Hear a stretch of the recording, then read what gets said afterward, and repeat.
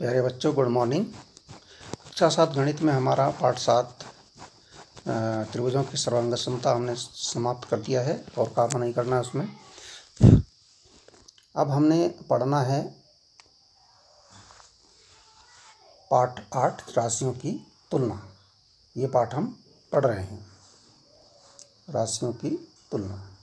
राशि कोई भी हो सकती है, किसी की लंबाई, चौड़ाई, संख्या या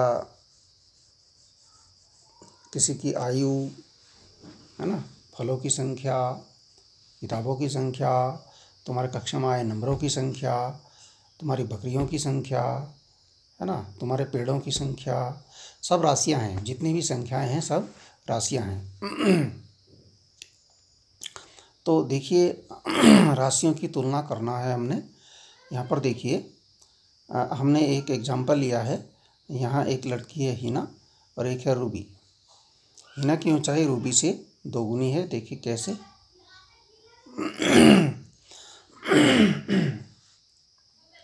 हिना की ऊंचाई 150 सेंटीमीटर और रूबी की ऊंचाई है 75 सेंटीमीटर।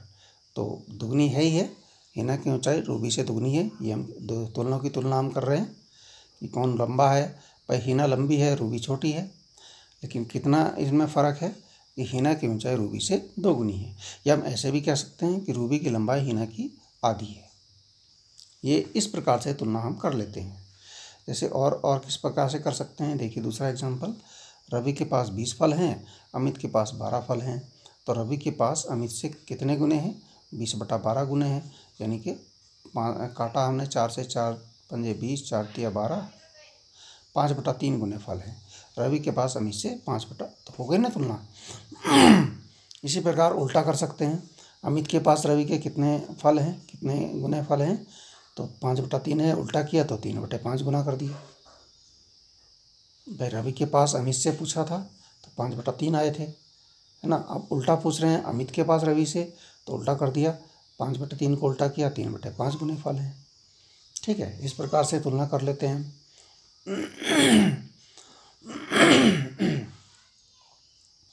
अब देखिए, चीते की चाल होती है 120 किमी प्रति घंटा, 120 किलोमीटर प्रति घंटा, और आदमी की चाल होती है 20 किलोमीटर प्रति घंटा।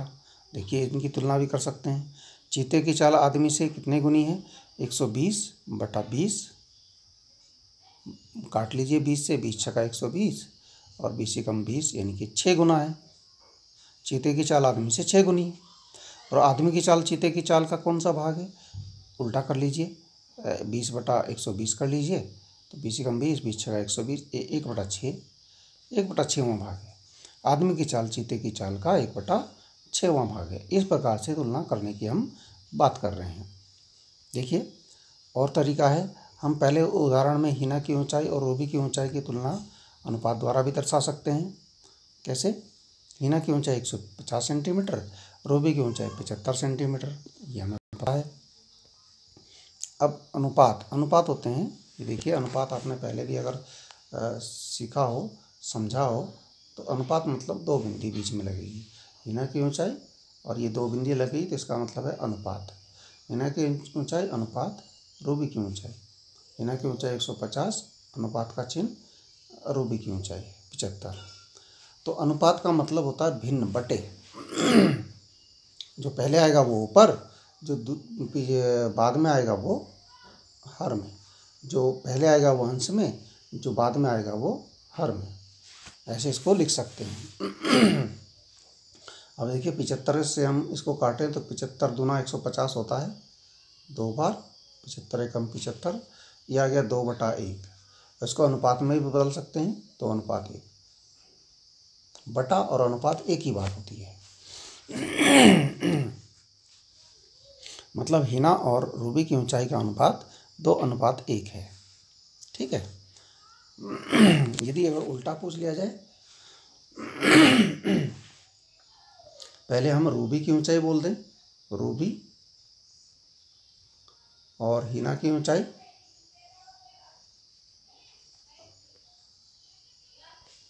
रूबी और हिना की ऊंचाई का अनुपात, यानी हम उल्टा लिख रहे हैं। ठीक है। पहले था हीना की ऊंचाई अनुपात रूबी की ऊंचाई, हम लिख रहे हैं रूबी और हीना की ऊंचाई उल्टा लिख रहे हैं, रूबी पहले हीना बाद में, तो 1:2 हो जाएगा, यहाँ भी उल्टा हो जाएगा। ठीक है, वहाँ 2:1 था तो यहाँ 1:2 हो जाएगा। अब देखिए एक उदाहरण है, 3 किलोमीटर का 300 मीटर से अनुपात ज्ञात कीजिए। यानी 3 किलोमीटर अनुपात 300 मीटर ज्ञात करना है, लेकिन दोनों राशियों की जो इकाइयाँ हैं, इसकी किलोमीटर में है, इसकी मीटर में है, ये एक समान होनी चाहिए, इकाइयाँ एक समान होनी चाहिए। जैसे 3 किलोमीटर को हम मीटर में बदल देते हैं, 3 किलोमीटर बराबर 1000, 3 गुणा 1000 मीटर, क्योंकि 1 किलोमीटर में 1000 मीटर होते हैं, इसलिए हमें 1000 की गुणा करनी पड़ेगी। तो 3 किलोमीटर बराबर हो जाएगा 3000 मीटर। अगर हम ऐसे ही कर देंगे तो उसका आंसर गलत आएगा। पहले इन्हें एक समान इकाई में बदलना पड़ेगा। 3 किलोमीटर अनुपात 300 मीटर का मतलब हो जाएगा 3 किलोमीटर होता है 3000 मीटर, तो 3000 मीटर अनुपात 300 मीटर समान इकाई हो गई। अब 0 से 0 काट लीजिए, 2 0 कट गई और हमारे पास आ गया 30/3। 3 से काटा हमने 3 दशमलव के 30/3 ही कम 3, तो ये 3 तो एक बार कटा और 30 10 बार कटा, तो ये हो गया 10/1 और अनुपात हो गया 10:1। ठीक है, तो ये ध्यान रहे इकाइयाँ समान होनी चाहिए। जैसे एक और उदाहरण ले लेते हैं समझने के लिए, 2 रुपये का 25 पैसे से अनुपात ज्ञात कीजिए। यहाँ 2 रुपये अनुपात 25 पैसे ज्ञात करना है। दोनों राशियाँ समान इकाई में होनी चाहिए। तो 2 रुपये बराबर 2 गुणा 100 पैसे, क्योंकि 1 रुपये में 100 पैसे होते हैं, 1 रुपये मतलब 100 पैसे होता है, तो ये हो गया 2 गुणा 100 की गुणा करनी पड़ेगी, तो 200 पैसे हो गए। 2 रुपये मतलब 200 पैसे, तो 2 रुपये अनुपात 25 पैसे क्या हो जाएगा, 200 अनुपात 25 पैसे। अनुपात को बटे में भी लिख सकते हैं, हमने बताया था आपको। तो 200/25, अब 25 का पाड़ा पढ़िए, 25 8 200 और 25 से कम 25, 8/1 हो गया, यानी 8:1 इसका अनुपात हो गया। ठीक है, ये अनुपात था। इसके बाद देखिए तुल्य अनुपात क्या होता है। तुल्य अनुपात होता है जो अनुपात तुलना करने पर बराबर होते हैं, उन्हें तुल्य अनुपात कहते हैं। जैसे क्या 2:5 और 8:20 तुल्य अनुपात हैं? एग्जाम्पल हमने लिया। तुलना करने के लिए क्या करेंगे, 2:5 को लिखेंगे 2/5, 8:20 को लिखेंगे 8/20। अब दोनों भिन्न राशियों के हर समान करने होंगे। देखिए भिन्न राशियां हैं हमारे पास, ये 2/5 और 8/20। यहाँ 5 है हर, यहाँ 20 है, बराबर कर कैसे करेंगे, 5 को हम 20 बना सकते हैं 4 की गुणा करके। 5 को 20 बना सकते हैं भाई 4 की गुणा करके। तो देखिए 5 में 4 की गुणा करेंगे तो ऊपर भी 4 की गुणा करनी पड़ेगी, तो ये हो जाएगा 2/5 बराबर आपका हो जाएगा 2 गुणा 4/5 गुणा 4, यानी कि 8/20 हो गया। ये भी 2 चौक 8 और 5 चौक 20, और वो 8:20 पहले से ही 8/20 है, तो दोनों बराबर हो गए। अर्थात इसका मतलब हुआ 2:5 और 8:20 तुल्य अनुपात हैं। क्या है, तुल्य अनुपात हैं। एक और ले लेते हैं, 3:4 व 2:3 क्या तुल्य अनुपात हैं? देखिए 3:4 बराबर 3/4, 2:3 बराबर 2/3। दोनों भिन्नों के हर समान करने होंगे, हर का लासा लेना होगा। हर है यहाँ 4, यहाँ 3 है, इनका लासा लिया तो लासा आपको लेना आता होगा। 4 और 3 का लासा कैसे होगा,